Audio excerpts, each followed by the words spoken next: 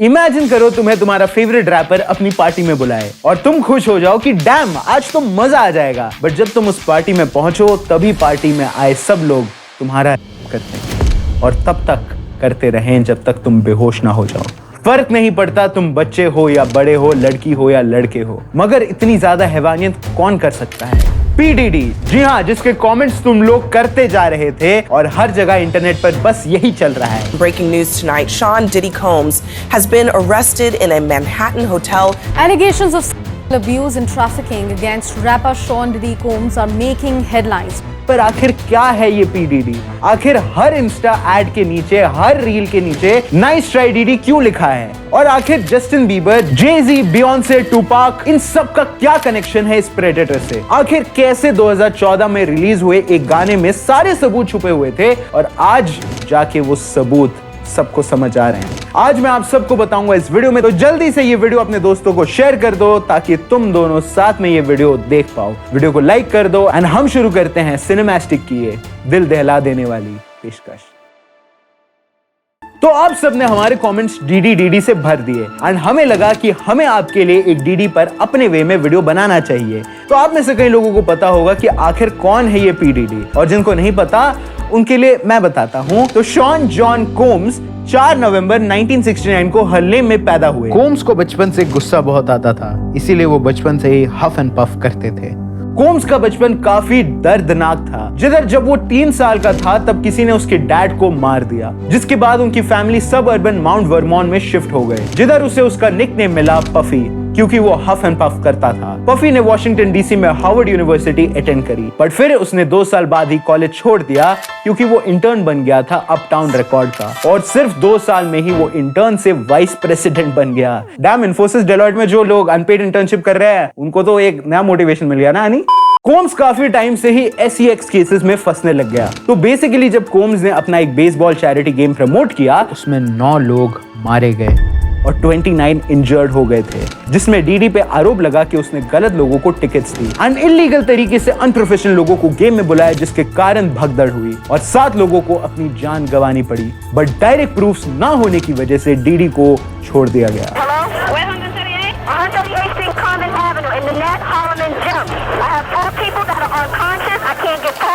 But फिर start हुआ hip hop का रेवोल्यूशन, जब रफ्तार ने एमिवे को जब अपटाउन ने डीडी को अपनी कंपनी से फायर कर दिया। असली रीजन क्या था ये तो नहीं पता, बट जब लॉर्ड जमार ने ये बताया कि अपटाउन वालों ने डीडी को एक आदमी के साथ कुछ गलत करते हुए पकड़ लिया था, जमार ने ये भी बताया कि रैपर से पहले लोग उसे गुड पार्टी प्रमोटर के नाम से जानते थे, क्योंकि वो बहुत तगड़ी पार्टीज देता था। इतनी तगड़ी पार्टीज की इनकी वजह से ही अपटाउन रिकॉर्ड्स से उसे निकाल दिया गया था। I heard that's why he had got fired from Uptown in a precarious act, doing something real baby oil-ish. Dam, but अब अपटाउन से निकलते ही कोम्स ने बनाया खुद का लेबल बैड बॉय रिकॉर्ड्स, और फिर उन्हें मिले क्रिस्टोफर वॉलेस, जो बने rapper Biggie Smalls AKA notorious big, और वॉलेस 1994 में ही एक बड़े स्टार बन गए, जहां डीडी कोम्स ने $15 मिलियन की डील के साथ अपने बैड बॉय को एक बड़े लेबल अरिस्ता रिकॉर्ड्स के साथ जोड़ा, जिसे बहुत ज्यादा हाइप मिली। बट थोड़े टाइम बाद ही हिप हॉप में राइवलरी शुरू हो गई, जैसे टूपाक एंड सबसे फेमस डेथ रो लेबल, जिसके ओनर थे सुगे नाइट। टूपाक के भाई ने बताया कि कैसे टूपाक पहले बैड बॉय रिकॉर्ड्स में साइन करने वाले थे, बट एंड में उन्होंने अपना मन बदला और वो चले गए डेथ रो में, जहां डीडी ने फेथ इवेंट्स जैसे आर्टिस्ट को साइन किया जो दीदी को बहुत प्रॉफिट देते थे, और अपनी एक इन प्रोडक्शन टीम बनाई थी हिटमैन, जिसमें थे अशर, जिनका ये सॉन्ग तुमने जरूर सुना होगा, एंड इसमें TLC, Mariah Carey and Aretha Franklin जैसे कई बड़े आर्टिस्ट थे। पफ के पास अब एक बड़ा लेबल था जो प्रॉफिटेबल था, और फिर पफ ने सोचा कि क्यों ना खुद भी गाना बनाया जाए, और फिर पफ डीडी ने निकाला अपना पहला song can't nobody hold me down, जो रिलीज के बाद ही बिलबोर्ड में 100वें नंबर पे चढ़ गया, जिसने उस टाइम पर 5,61,000 की सेल्स दी। डैम, तो इससे तुम समझ सकते हो कि वो कितने बड़े आर्टिस्ट थे या था। बट कंट्रोवर्सी ने भी इन्हें घेरना शुरू कर दिया था। 1991 में एमिवे की कॉपी नास के मैनेजर ने एलिगेशंस लगाए कि डीडी ने मुझे मारा है, बट फिर उन्होंने ये बात कोर्ट के बाहर ही सेटल कर ली। बट उनका label on the other hand बहुत अच्छा चल रहा था, और शायद ये रीजन था कि 1996 में किसी ने टूपाक शाकुर की गोली मार के कर दी। Tupac Shakur was one of rap's biggest stars in 1996 when he was shot several times while riding in a BMW driven by Suge Knight on the Las Vegas Strip. ये बहुत बड़ा loss था hip hop के लिए, but इसका DD से क्या लेना देना। असल में जहां डीडी के लेबल ईस्ट में रूल करते थे, वहीं टूपाक वेस्ट में, जिधर कोई नहीं समझ पाया कि टूपाक को किसने मारा। बट ये बात बहुत अजीब थी कि 1994 में टूपाक पर गोलियां चली जिसमें टूपाक को गोली लगी, बट वहां पर डीडी और कम से कम 40 बंदे और थे, उनको कुछ क्यों नहीं हुआ।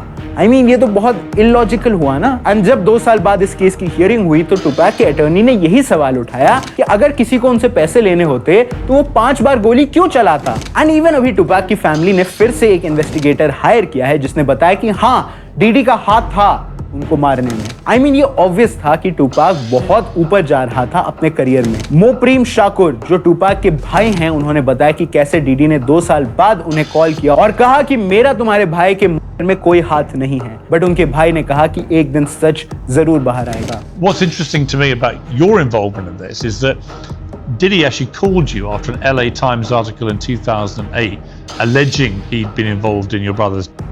एंड उस वक्त से अब वक्त है जब डीडी पर एक नहीं कई के चार्जेस लगे हैं। टूपैक का केस कुछ लोगों को लगता है कि वो अनसॉल्व्ड है, बट इन्वेस्टिगेशन के बाद 2023 में जाके कीफ डे डेविस को अरेस्ट किया गया। Las Vegas police arrested Dwayne Keith Davis. He's the known gang member taken into custody last week for the shooting rapper Tupac Shakur. जिन्होंने कबूला कि मैंने ही टूपाक को मारा है, और डेविस ने ये तक बताया कि मुझे डीडी ने $1 मिलियन दिए थे टूपाक और डेथ रो के मालिक शुगर नाइट को मारने के लिए, जिसका ट्रायल 2025 में होगा और शायद ये फाइनली साबित होगा कि दीदी ने टूपाक को मरवाया है। जिधर 50 सेंट एंड एमिनेम हमेशा से अपनी कई गानों में डीडी को पोक करते हुए आए हैं। I mean, मुझे नहीं लगता एमिनेम से ज्यादा डीडी को किसी ने इतने दिल से नफरत की होगी। जहां टूपाक के बाद एक और चीज सामने आई और वो ये थी कि बिग नोटोरियस को भी 1997 में अगेन किसी ने उन्हें गोली मार दी। अब बैड बॉयज में किसी को तो आगे आना था और फिर आया पफ डीडी, और पी डीडी ने लॉन्च करी अपनी first album no way out, जिसमें से एक single I will be missing you Grammy award तक ले आया, जिससे तुम समझ सकते हो कि पफ डैडी कितना बड़ा हिप हॉप आर्टिस्ट था। बट आखिर एक रैप आर्टिस्ट आज बच्चों की ट्रैफिकिंग, इन सब केसेस में कैसे घिर गया। Allegations of sexual abuse and trafficking against rapper Sean Diddy Combs are making headlines, with attention now focused on his infamous white parties. तो ये बात है 2023 की, जब कैसेंड्रा वेंचुरा नामक आर्टिस्ट ने केस दाखिल किया कि दीदी ने मुझे मेरे टीनेज में हैरास किया और असॉल्ट भी किया है। एंड अब फाइनली इस पे बात करना चाहती हूँ ताकि मैं अपने लिए और उन औरतों के लिए आवाज उठा पाऊं जिन्हें दीदी ने टॉर्चर किया है, क्योंकि 2005 में कैसेंड्रा AKA कैसी इंडस्ट्री में नहीं थी, तो दीदी ने उनके साथ डील साइन करी 10 एल्बम, जिसका मतलब था कम से कम 12 से 13 साल की डील। एंड आपने ये कमेंट तो हर जगह पढ़ा ही होगा, इवन लेब्रॉन जेम्स ने भी कहा कि ain't no party like Diddy party। Hey, everybody know ain't no party like a Diddy party, so मतलब डीडी पार्टी जैसा कोई पार्टी नहीं है। मगर ऐसा क्यों? क्योंकि कैसी ने बताया कि उन पार्टीज में डीडी कैसी को ड्रग्स के नशे में सबको साथ सोने को बोलते थे, और सिर्फ कैसी नहीं, जिन भी लेडीज या जेंट्स को वो मैनेज करते थे वो इन सब की पार्टीज में वो उसे एक्सप्लॉइट करते थे। वो आर्टिस्ट को बुलाते थे एंड उन्हें एक कमरे में भेज देते थे और फिर बाकी के रैपर्स मिलके उनका करते थे। एंड हाँ, छोटे बच्चे यानी माइनस का भी। ये पार्टीज इतनी घिनौनी होती थी कि ये लोग घंटों नहीं कई कई दिनों तक ये घिनौना काम करते थे, और तब तक करते थे जब तक विक्टिम बेहोश ना हो जाए, और विक्टिम्स को ये बार बार करना पड़ता था क्योंकि अगर वो नहीं करते तो उनकी फुटेज डीडी लीक कर देता था। कैसी ने ये भी बताया कि कैसे डीडी ने एक बार उन्हें एक होटल में आकर उन्हें पीटा था, जिसकी फुटेज बाहर ना आए इसीलिए डीडी ने होटल वालों को $50,000 दिए थे, और उस फुटेज में देख के साफ पता लग रहा था कि दीदी कितना खतरनाक और घिनौना इंसान है। एंड 2018 में उनसे मना करने के बाद भी कैसी के साथ जबरदस्ती की। कैसी ने यह भी बताया कि डीडी ने उसके एक दोस्त को 17 फ्लोर से नीचे तक फेंक दिया था नशे में। एंड किड कुडी जो एक आर्टिस्ट हैं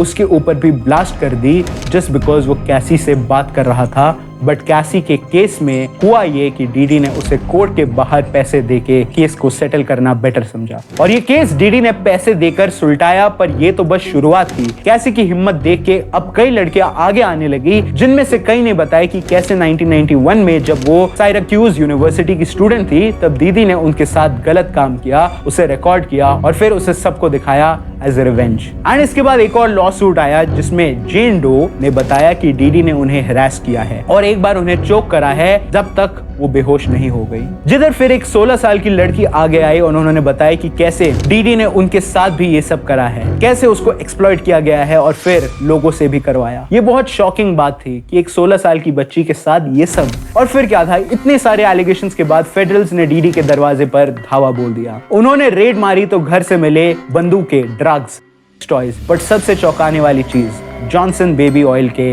1000 बोतलें। इतना सारा बेबी ऑयल किस लिए? पकौड़े तलने थे? जहां उनके मैनेजर ने कहा कि अमेरिका में लोगों की आदत है चीजों को एक साथ बल्क में लेने की, बट 1000, वो भी बेबी ऑयल? I mean, मैं भी लगाता हूं, बट क्यों? एंड इवन पी डीडी के एक्स मैनेजर लिल रो जोन्स ने बताया कि डीडी ने ये सब मेरे साथ भी किया है। The new allegations against Sean Diddy Combs, a music producer, is accusing hip-hop mogul of assaulting him and forcing him to have sex with prostitutes. ये बहुत खतरनाक चीज थी। मेल, फीमेल, बच्चे, मैनेजर, एंड फिर रिवील हुआ सबसे क्रेजी पार्ट कि ये सब शायद जस्टिन बीबर के साथ भी हुआ है। Allegedly. Yes, जस्टिन बीबर जिसका बेबी हर इंडियन का पहला इंग्लिश सॉन्ग था। जस्टिन बीबर जिसे अशर ने मिलवाया था डीडी से और आज भी जस्टिन ने चैनल पर एक वीडियो डाली है जिसमें 48 घंटों के लिए डीडी के साथ वो थे। He signed to Usher. I don't have legal guardianship of him, but for the next 48 hours, he's with me. So, and we gonna go full crazy. And जब ये सब सामने आया तो लोगों ने रियलाइज किया कि डैम, जस्टिन इस नीच इंसान के साथ था, वो भी 48 आवर्स। जस्टिन का बिहेवियर अपने फैंस के साथ, न्यूज रिपोर्टर्स के साथ, एंड सब जस्टिन से हेट करते थे। मैं इसलिए करता था क्योंकि सेलेना चुरा ली थी। एंड इवन यमी गाने में जस्टिन ने सीक्रेट मैसेज दिया कि हैरासमेंट को लेके, जिसे फैंस ने डिकोड करा था। एंड ये बहुत शॉकिंग चीज थी क्योंकि अब तक सब जस्टिन को एक हिला हुआ इंसान समझते थे, बट असल में किसी ने नहीं सोचा था कि उनका पास्ट इतना डार्क या ट्रॉमेटाइजिंग हो सकता है। बट आप लोग ये सोच रहे होंगे कि अगर ऐसा है तो जस्टिन ने सामने आकर कुछ क्यों नहीं बोला, क्योंकि जब जस्टिन ने बोलने का ट्राई किया तब got me a Lamborghini. Yeah. Oh, well, that's nice. I haven't gotten it yet, though. Yeah, I know.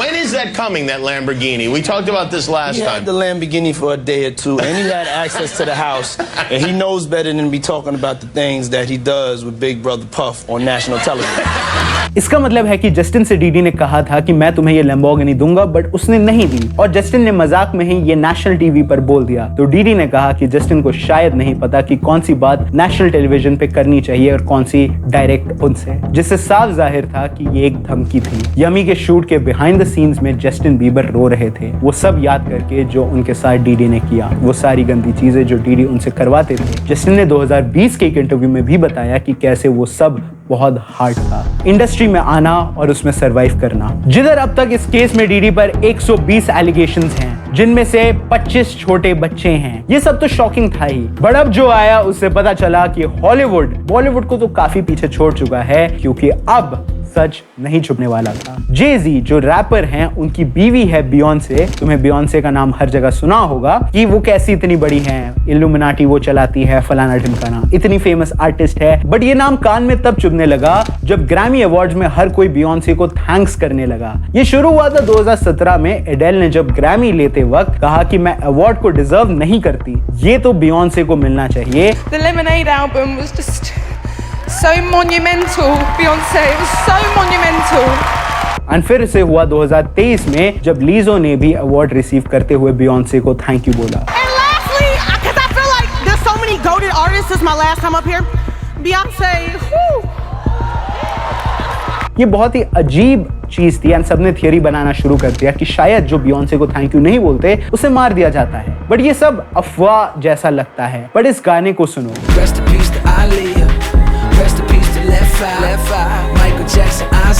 Alia, Michael Jackson, left आई, ये वो सारे आर्टिस्ट हैं जो अजीब तरीके से मारे गए।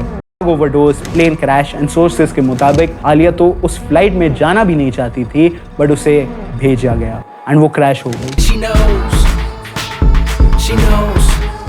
एंड शी नोज, मतलब वो जानती हैं कौन, बियॉन्से। एंड शी नोज गाना एक कोइंसिडेंस हो सकता है, बट बियॉन्से का सरनेम है नोज, शी नोज। ये चीजें इतनी एक्यूरेटली फिट कैसे बैठ रही हैं? और कमाल ये है कि डीडी और बियॉन्से एक टाइम में बहुत अच्छे दोस्त थे, जहां बियॉन्से ने ऑलरेडी कई पार्टीज अटेंड तक कर रखी हैं। एंड लोगों के मुताबिक जब टेलर स्विफ्ट अपना अवार्ड ले रही थी तो कान्ये वेस्ट ने उसे बीच में आके इंटरप्ट इसीलिए नहीं किया क्योंकि उसको उसका म्यूजिक खराब लगता था, बल्कि शायद इसलिए क्योंकि अगर टेलर अपनी स्पीच में बियॉन्से को थैंक यू नहीं बोलती तो उनके साथ भी शायद कुछ गलत हो सकता था। Yo, Taylor, I'm really happy for you. I'm gonna let you finish. But Beyonce had one of the best videos of all time. और ये बहुत ही इंटरेस्टिंग बात है क्योंकि टेलर के आधे फैंस कान्ये को शायद इसीलिए हिट करते हैं क्योंकि कान्ये ने टेलर को बीच स्पीच में ही रोक के बियॉन्से को थैंक यू बोल दिया था। बट ये एक प्राइम एग्जांपल है कि जो चीज शायद तुम्हें एक पॉइंट पे समझ में नहीं आती वो इन फ्यूचर तुम्हें जरूर समझ में आएंगी। सिर्फ शी नोज ही नहीं, एमिनेम के कई गानों में अंधाधुन डीडी के रेफरेंसेस हैं। एमिनेम हमेशा से मानता है कि डीडी ने तुपाक को मरवाया था एंड अभी जो पर्सन सामने आया उसने ये कंफर्म कर दिया। तो प्लेंटिफ एशले परहाम ने बताया कि वो एक बार एक आदमी से मिली जिसने उन्हें इंप्रेस करने के लिए डीडी को कॉल किया, बट उन्होंने कहा कि डीडी तो वो आदमी है जो टुपाक के में इन्वॉल्व था। तो जब ये बात उसने बतानी चाहिए तो डीडी उसके घर आया बॉडीगार्ड्स को लेके एंड उसका डीडी ने भी और उसके बॉडीगार्ड ने भी। ये सारी एलिगेशंस, ये सारी स्टोरीज डीडी को एक गहरी गुफा में धकेल दे रहे हैं, बट तभी एक गुफा सामने आ गई। तो कई यूजर्स ने बताया कि डीडी मैंशन से लग के एक गुफा है जो जाती है सीधा माइकल जैक्सन के घर पे, वही माइकल जैक्सन जिनका जिक्र इस गाने में था।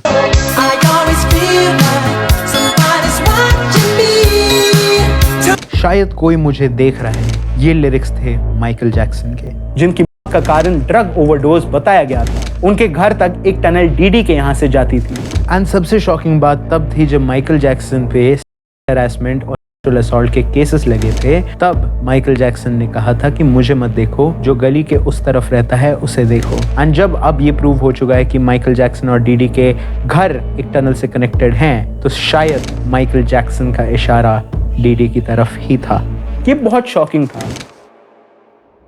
तो अब आपको पता है कि हर तरफ नाइस ट्राई डीडी क्यों चल रहा है और ये केस का स्टेटस क्या है। डीडी अभी NYC के हेल होल जेल में है जब तक ये ट्रायल खत्म नहीं हो जाता, और वो एक हाई रेटेड क्रिमिनल है तो उस पे सख्त नजर रखी जाती है। वो खुजा भी नहीं सकता बिना किसी निगरानी के। डीडी को SHU स्पेशल हाउसिंग यूनिट जो मेन जेल से अलग है, क्योंकि डीडी जैसे इंसान अगर कैदियों को मिल गया तो वो उसे मारने में 1 मिनट नहीं लगाएंगे। डीडी जैसा इंसान जिसकी नेट वर्थ बिलियंस में थी, जिसके पास करोड़ों का घर था, आज बिना तकिए के जेल में सो रहा है, जहां खाना ठंडा मिलता है एंड बस वो अब इंतजार कर रहा है उस कोर्ट की बेल का। बट अब शायद ये मिलना नेक्स्ट टू इम्पॉसिबल है। कमाल की बात है कि लोग इंडिया बॉलीवुड को अनसेफ बनाते हैं और मानते हैं। लोगों के हिसाब से बाहर की कंट्री ज्यादा सेफ है, बट सच में अगर ये एलिगेशंस ट्रू हैं तो जस्टिन बीबर जैसा एक छोटा बच्चा सेफ नहीं है, तो हम तो फिर भी बहुत सेफ हैं। इस वीडियो के बाद यू गाइस नो कि आखिर डीडी ने क्या किया। पी डीडी जिसका नाम हर तरफ है, जिसके घर से 1000 जॉनसन बेबी ऑयल की बोतलें मिली, उस इंसान का फैसला होगा 2025 की एक ट्रायल में, जो शायद एम्बर हर्ड और जॉनी डेप की तरह पब्लिक रखा जाएगा। ये बहुत सैड बात है, इतनी बड़ी इंडस्ट्री के पीछे इतना काला राज छुपा है, और शायद अगर डीडी जैसे इंडस्ट्री में लोग ना होते तो टुपाक, बिगी, माइकल जैक्सन, आलिया, लेफ्ट आई, ये सब आर्टिस्ट आज जिंदा होते। इस वीडियो को बनाने के लिए हमने कई वीडियो से इंफॉर्मेशन गैदर करी है। So special thank you to the infographic show, law and crime network, Matty Balls. I hope ये वीडियो आप सबको अच्छी लगी होगी। हम मिलते हैं आपसे अगले वीडियो में, जिधर हम बात करेंगे अंडरवर्ल्ड और बॉलीवुड के कनेक्शन के बारे में। And special thank you to the entire team of Cinemastic, Annie Siraj and me Irfan. मेरा नाम सिनेमैस्टिक नहीं है due to copyright reasons, DD ने चुरा लिया था यार नाम। एंड मैं मिलूंगा तुमसे अगले सिनेमा टॉपिक रिलेटेड वीडियो में, क्योंकि जहां सिनेमा है वहां सिनेमैस्टिक है। हमने देखी कितनी है पर जचती है तू, अखियों में रहता है तेरा ही तो मुँह, अखियां मिलाए जब दिल ले जाए तब दिल कहना चाहता तुझे I love you। मैंने देखी कितनी है पर जचती